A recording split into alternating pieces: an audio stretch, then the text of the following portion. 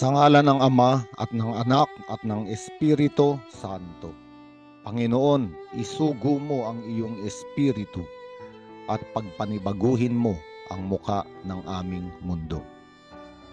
Ang mabuting balita sa araw na ito ay mula kay San Mateo, Kabanata 18, talata 12 hanggang 14. At sa ebanghelyong ito, sinasabi ni Jesucristo na kung ang isang tao'y may 100 tupa at nawala ang isa, iiwan niya ang 99 sa bundok upang hanapin ang naligaw. At kapag natagpuan na ito, siya ay magagalak. Ang kanyang kagalakan ay malakis sa isang tupang nawala at natagpuan kaysa sa 99 na hindi naman naligaw. At sa ebanghelyong ito, makikita natin si Jesucristo nilalarawan bilang mabuting pastol. Ang mabuting pastol ay pinapangalagaan ng kanyang kawan. At kung may mawala man, kanyang hahanapin. Gagawin niya ang lahat upang ito ay matagpuan. Sapagkat ang Panginoon ay totoong nalalaman ang panganib na maaaring mangyari sa isang tupang naliligaw. Ang isang tupang naliligaw na hiwalay sa kawan at malayo sa kanyang pastol ay nasa panganib na masila ng mababangis na hayop sa gubat. O kaya naman ay mahulog sa malalalim na bangin na maaari nitong ikapahamak. O kaya naman ay mabitag ng iba't ibang bitag sa ilang. Kaya nga, ang ebanghelyong ito ay isang paglalarawan din ng buhay ng bawat isa sa atin. Sa tuwinang tayo ay hihiwalay sa kawan ng Diyos sa simbahan at lalayo sa pastol sa ating Panginoong Hesukristo na ilalagay ang ating buhay sa panganib. Maraming masasamang kasalanan, kamunduhan ang maaaring sumila sa atin.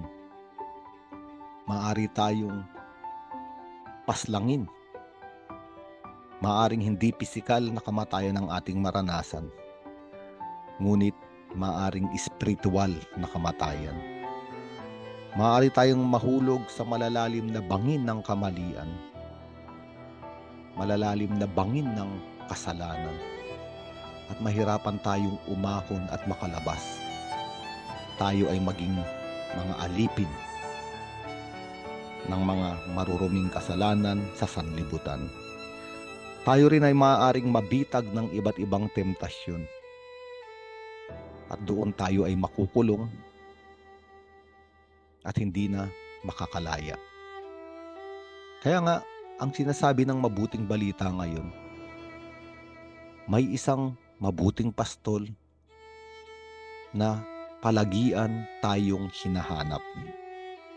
Nalalaman niya kapag kulang ang kanyang kawan at hindi siya matatahimik hanggat hindi niya natatagpuan ang nawawala.